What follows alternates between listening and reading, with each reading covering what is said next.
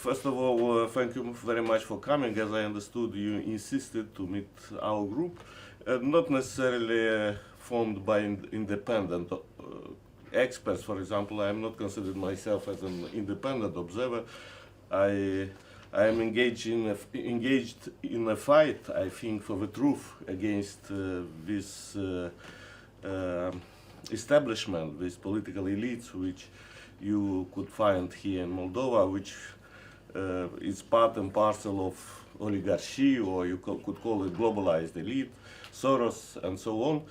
And of course, we could find partners in you, I'm sure, because I saw what did you say today and what you promote.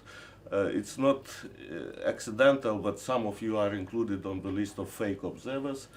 I am, for example, so-called, let's say, inauthentic opposition. I'm also a faked opposition from the point of view of our political elite. So we are, in a way, a kind of marginalized political activists, political experts, politicians, who could find very hard a way to, not to power, but to truth, because we are looking for the truth. And yeah, it's not necessary, I think, to prove what irregularities, what frauds are committed by our political elites here. I think you are very well informed. And what is different is that now it's very easy to prove it, because now these frauds are not hidden. They are public. They could be easily seen by those people who are really interested to see them. In fact, our world is divided now, and our country is divided in those who want to see and those who don't want to see irregularities, frauds committed by politicians who are in power. So I just can mention that they promote violence against politicians, they prohibit them to participate in elections, they reduce the right of voters to participate in elections, they don't want to open electoral places abroad, for example, in Russia, in Ukraine, in Belarus, in Transnistria. So they buy votes.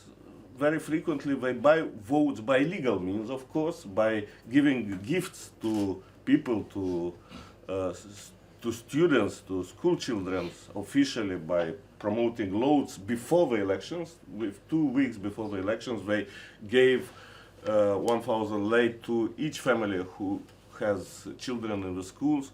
So they promote fake narratives, and what I am afraid very much, you are right, it could happen that they can even use this tool in the day of the election, so-called ballot stuffing.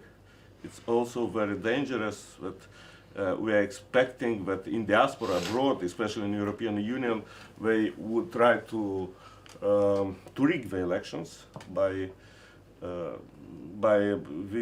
stuffing the ballot. So many instruments, you know them, it's a new fashion in the European Union to rig elections.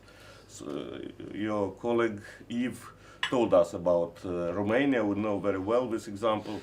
So we know everything. But of course, being in minority, in an oppressed minority, we cannot win immediately this battle, but we need each other in order to consolidate to mobilize ourselves, to consolidate our armies, and to win finally this final battle against this oligarchy, which is totally, which doesn't have the right to exist in this modern Europe. So thank you very much for coming.